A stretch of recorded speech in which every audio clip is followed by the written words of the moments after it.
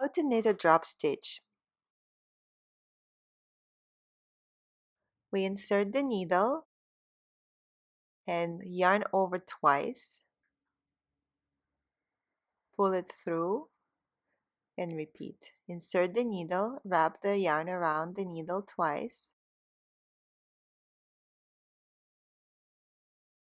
So the number of wraps will determine the length of your drop stitch. If you want your stitches to be even longer, you can wrap it around 3, 4, as many times as you would like.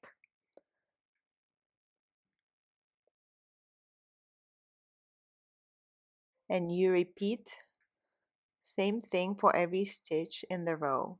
Once. So it's not a regular knit stitch, it's the drop. So you wrap the needle twice. 1, 2, pull it through the loop and take it off. In, yarn over twice. 1, 2, pull it through the loop. So we started with 5 stitches. So now we end up with 5 sets of 2 wraps. On the second row, insert the needle, yarn over, so regular knit, and then the remainder you just drop. And then repeat. Insert the needle, yarn over, take it off, and then drop that remaining wrap. In, yarn over, pull it through, and just release the second drop. And pull a little bit to adjust. In, yarn over, pull it through,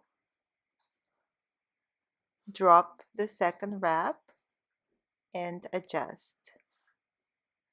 In, yarn over, pull it through, and drop the remainder. So now you see we're back to having just 5 stitches on the needle. And this is what a drop stitch looks like. So what happens when you wrap the yarn around 3 times? You will have longer stitches, longer drops. So 3 times,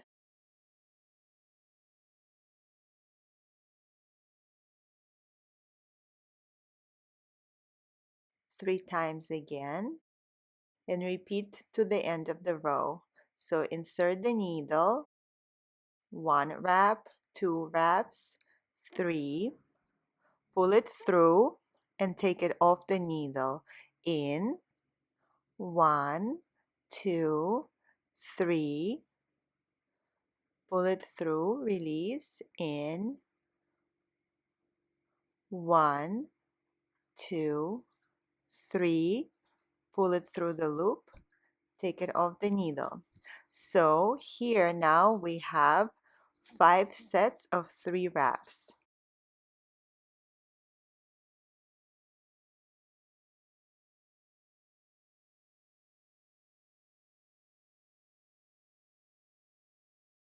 And second row we just do regular knit, and then you drop the remaining 2 wraps.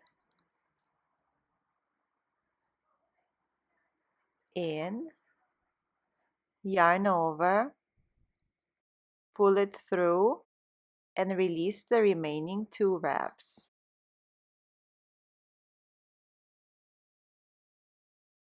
In,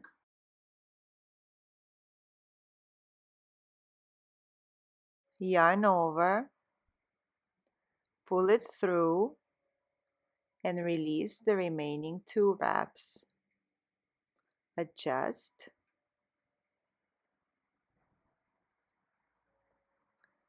In, yarn over, pull it through, and release the remaining 2 wraps. See how since we're doing 3 wraps, your drop stitches are much longer than the first example that we did with 2 wraps.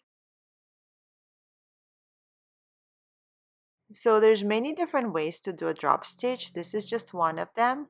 And here at Loopy Mango, we have another way that we sometimes use, and then you can always like adjust a little bit there.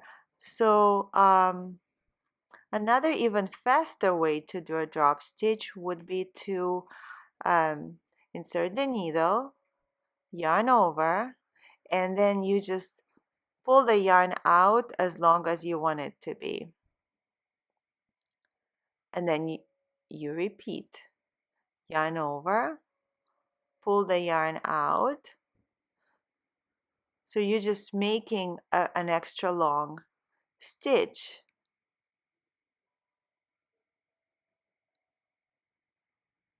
This is kind of a like a faster way to do it.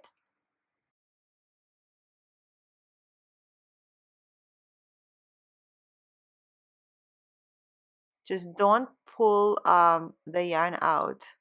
Here, keep it very, very loose as you're doing your stitch.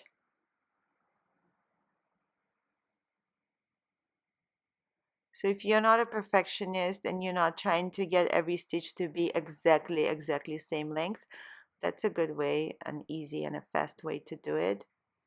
And then you can just finish it off with just a regular knit stitch. You can do a purl stitch, depends on your pattern.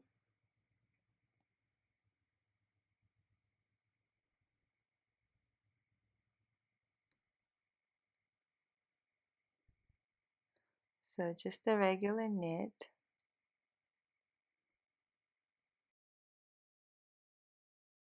And so here we have 3 sets of drop stitch. This is just a fun stitch to do. This way you use up less yarn, and you can also alternate drop stitches with knit stitches, with rows of knit stitches and purl stitches. This is an example of a drop stitch scarf made with our big cotton yarn. So you can create really interesting texture. So we have rows of just garter stitch alternating with rows of drop stitch.